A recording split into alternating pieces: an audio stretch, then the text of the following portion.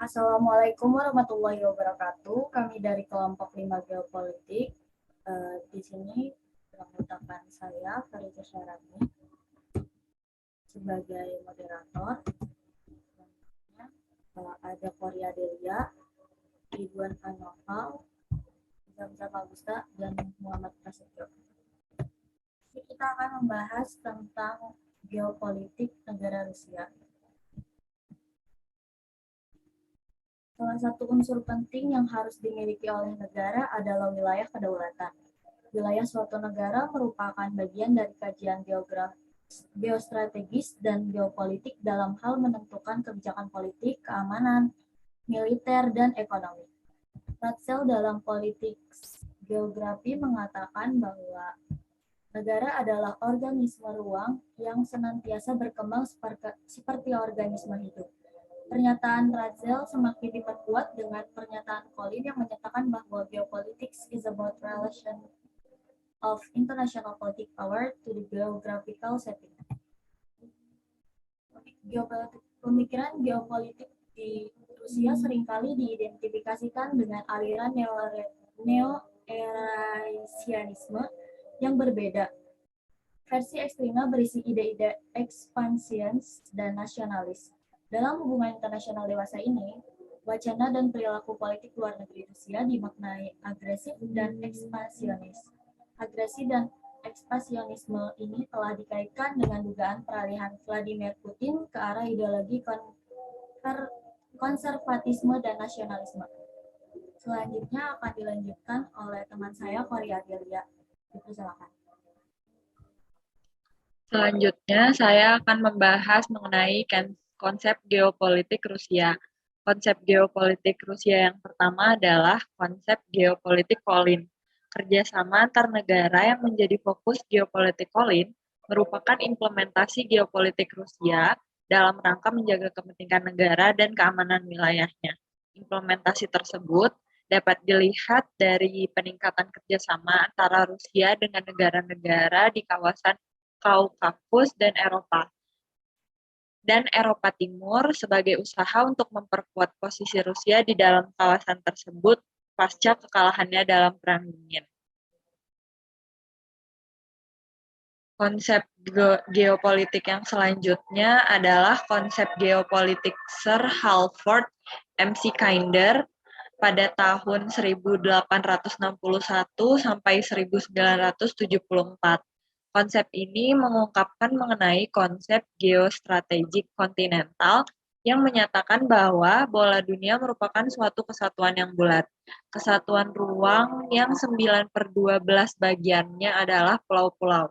Konsep geopolitik MC Kinder merupakan penyempurnaan dari konsep geopolitik yang dikemukakan sebelumnya oleh Russell dan Rudolf Jelen tentang konsep Eropa Tengah atau Mitteleuropa sebagai basis untuk menguasai Eropa yang dalam hal ini diperankan oleh Jerman. Dalam konsep geopolitik MC Kinder membagi dunia ke dalam dua konsep besar, yaitu wilayah jantung atau heartland dan pulau dunia atau world island. Di samping itu, MC Kinder juga membagi konsep kekuatan daratan dan lautan ke dalam tiga wilayah utama, yaitu wilayah jantung, bulan sabit dalam, dan bulan sabit luar. Selanjutnya akan dilanjutkan oleh teman saya.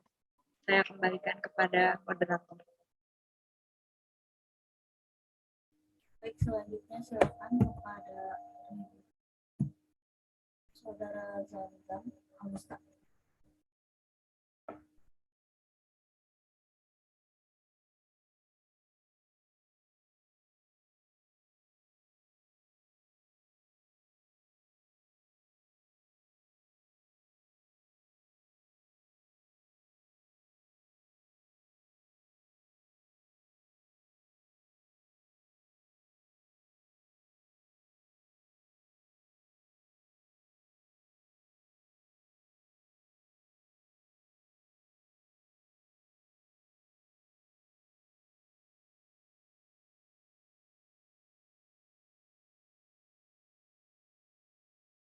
Oke, selanjutnya kami di sini akan membahas ruang geografi dalam persepsi Rusia.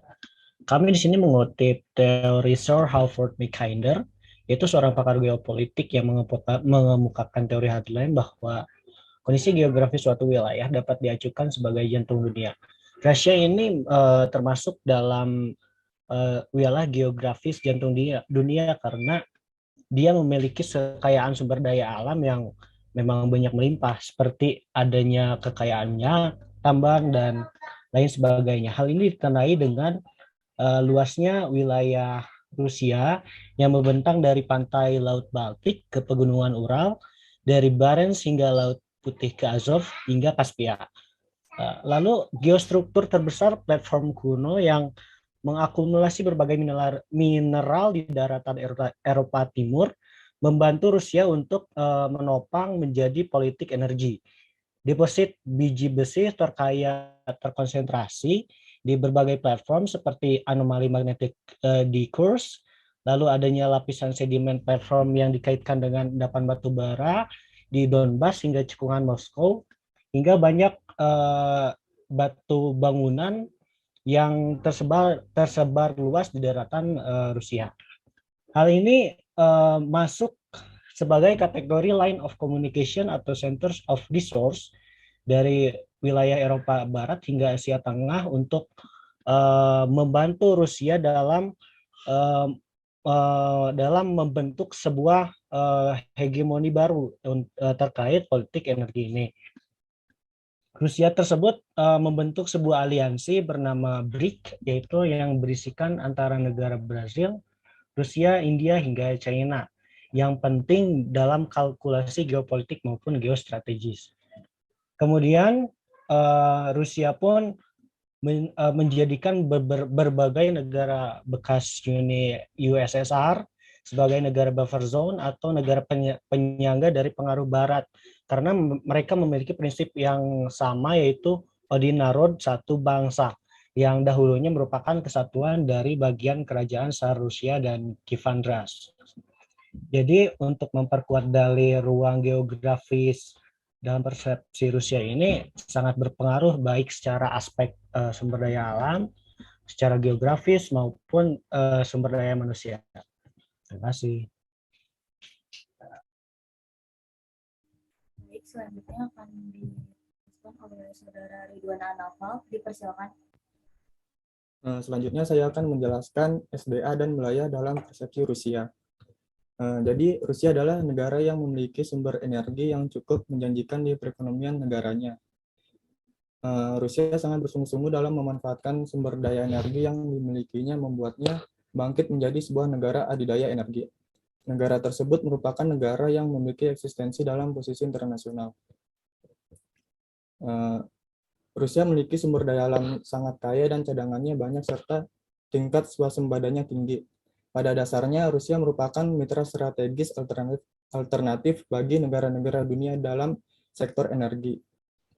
Minyak dan gas telah membantu menstabilkan ekonomi Rusia dan memberikan dana untuk melakukan modernisasi, sehingga membawa Rusia kembali menjadi Rusia yang kuat dalam ekonomi maupun militer. Rusia gencar memanfaatkan kekayaan alam dalam hal ini terutama gas. Dengan kesempatan itulah Rusia mendapatkan kepercayaan diri akan kekuasaan mulai lebih berkembang dan lebih luas. Bagi Rusia, ekspor minyak dan gas alam merupakan penyumbang terbesar pendapatan luar negerinya.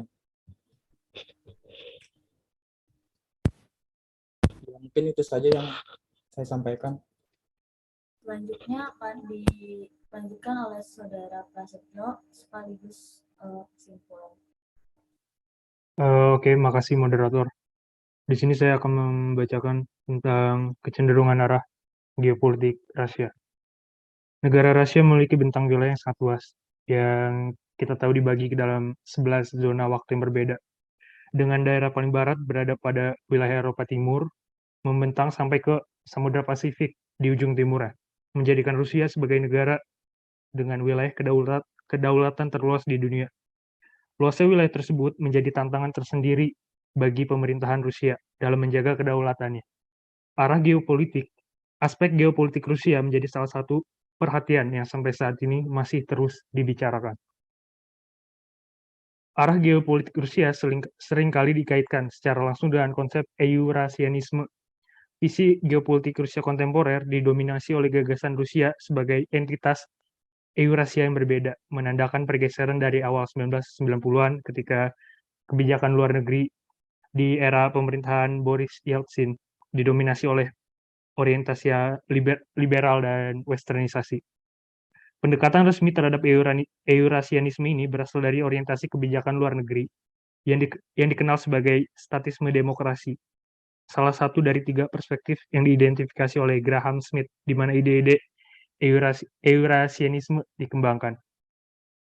Demokratis statisme dimulai dari posisi bahwa identitas dan kepentingan Rusia belum tentu bertepatan dengan orang-orang dari Barat, tetapi mereka juga tidak selalu menentangnya.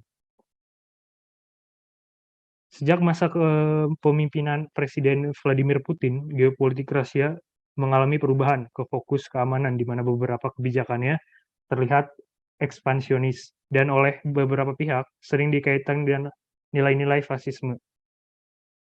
Hal ini mulai terlihat pada saat invasi Rusia atas Georgia pada 2008. Hal tersebut dilakukan Rusia bukan tanpa alasan. Rusia memang secara konsisten menekankan bahwa perlunya ada buffer zone atau zona-zona netral yang membatasi antara negara NATO dan wilayah kedaulatan Rusia. Awalnya ini dibingkai dalam istilah near abroad, gagasan bahwa ikatan kekerabatan yang sama akan membuat bekas negara komunis USSR secara alami ramah terhadap Moskow. Belakangan, argumen Rusia muncul untuk mencakup peran khusus yang dimiliki Rusia menjamin keamanan negara bekas Uni Soviet. Mereka terkait dengan kritik Moskow terhadap ekspansi yang dilakukan oleh NATO, yang dianggap Rusia sebagai pengkhianatan besar sejak perluasan itu pertama kali dimasukkan dalam agenda pemerintahan Presiden Bill Clinton. Rusia seringkali mengeluarkan politik energinya. Negara-negara Eropa, seperti kita tahu, sangat bergantung pada hasil bumi Rusia untuk keperluan energi mereka. Salah satunya adalah Jerman. Rusia kemudian menginvasi Crimea pada 2014, bisa dibilang alasan terkait untuk menguasai Crimea. Salah satunya adalah armada Laut Hitam Rusia dan wilayah maritim yang signifikan yang dimiliki Ukraina yang mengandung gas dan minyak bumi di dalamnya. Menegaskan kendali atas menanjung dan pangkalan armada Laut Hitam, Rusia sekarang dapat mengembangkan pasukan mereka tanpa persetujuan dari Ukraina. Dan Rusia tidak harus menjual gas yang didiskon ke Ukraina lagi, sebagaimana diatur dalam perjanjian yang sekarang tidak berlaku semenjak invasi di 2014. Telah mengakibatkan Ukraina terputus dari gas dan minyak bumi Rusia sejak tahun 2014. Seiring dengan pembangunan pangkalan baru, Rusia kini telah mengklaim sebagian besar wilayah Laut Hitam Ukraina. Pasca 2014, hubungan antara Ukraina dan Rusia tidak bisa dikatakan membaik. Sebaliknya, hubungan antara Ukraina dengan negara Eropa dan sekutu-sekutu NATO menjadi semakin dekat. Keinginan Ukraina untuk bergabung ke dalam anggota NATO dan Uni Eropa juga semakin kuat dari tingkat akar rumput. Hal ini tentu dipandang Rusia sebagai ancaman yang dapat mengganggu kedaulatan nasionalnya. Rusia menginginkan untuk adanya semacam buffer zone antara wilayahnya dengan negara-negara NATO. Masuknya Ukraina ke dalam NATO tentu akan menjadi pukulan keras bagi Rusia jika hal tersebut benar-benar terjadi, maka Rusia secara langsung berada pada posisi geografis yang kurang menguntungkan karena telah dikelilingi oleh negara-negara NATO. Paranoia keamanan yang dialami oleh Kremlin ini sebenarnya cukup beralasan jika dilihat dari sudut pandang Rusia yang menganggap perluasan NATO merupakan sebuah ancaman bagi kedaulatannya. Mungkin next slide.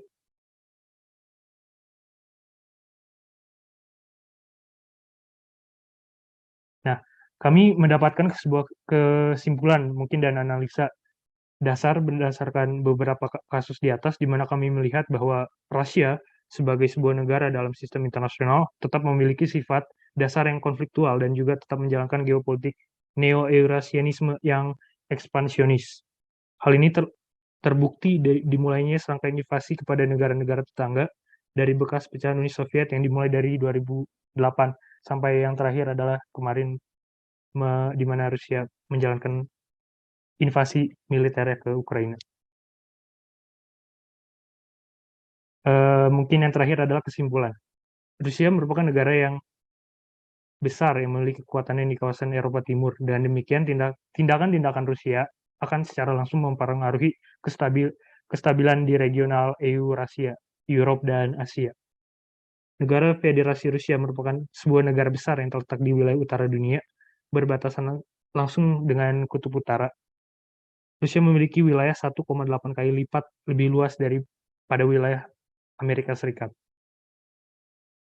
Pasca kejatuhan Uni Soviet, NATO mulai melancarkan serangan yang semakin mempersempit ruang lingkup Rusia dalam melakukan pergerakan dalam memanfaatkan kondisi geografisnya di mana wilayah-wilayah ex Uni Soviet yang tergabung ke dalam aliansi CIS yang dibentuk oleh Rusia, terutama di kawasan Kaukasus, itu sudah bergerak mendekat ke Sekutu Barat.